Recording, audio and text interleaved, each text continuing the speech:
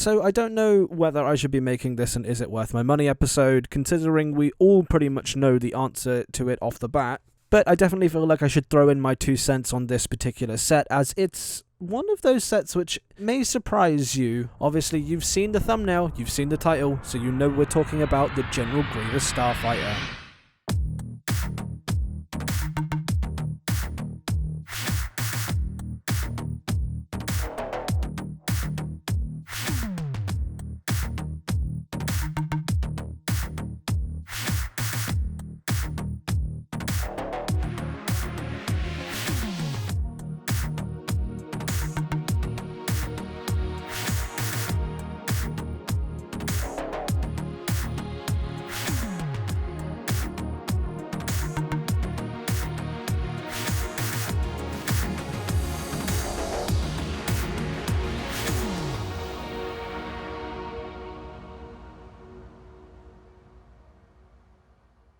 Now, as you can see from that, this set actually looks pretty damn good, and to be honest, it feels pretty damn good as well.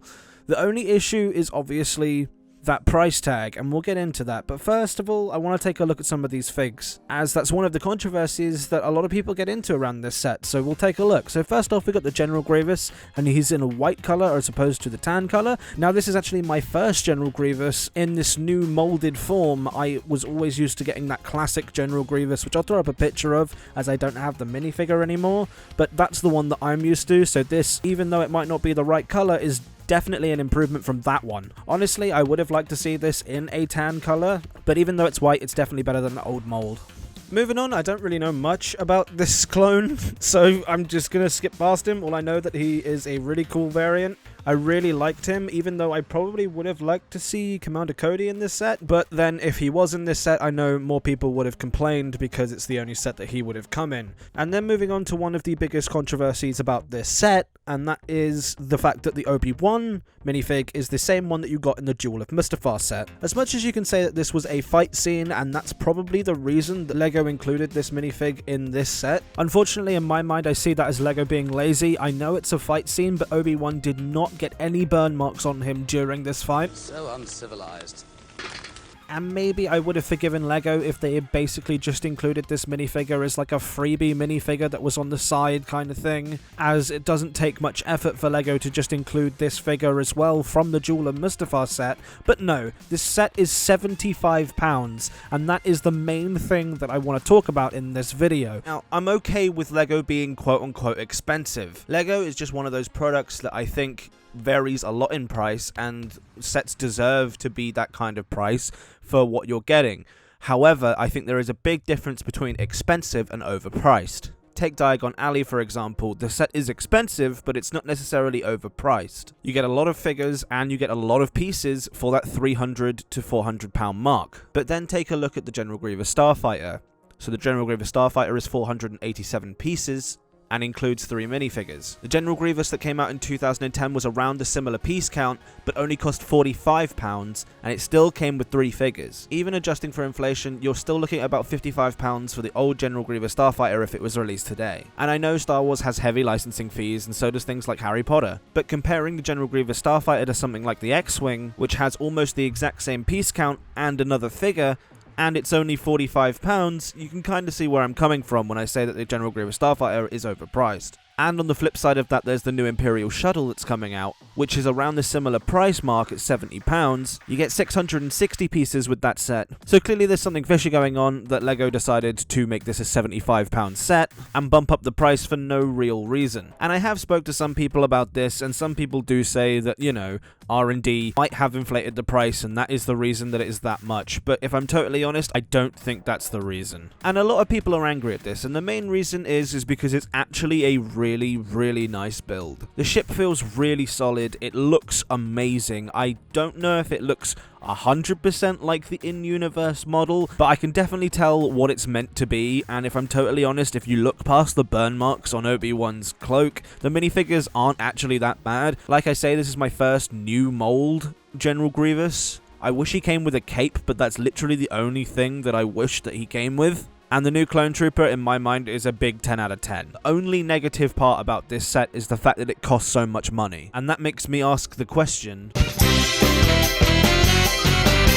Is this worth my fucking money?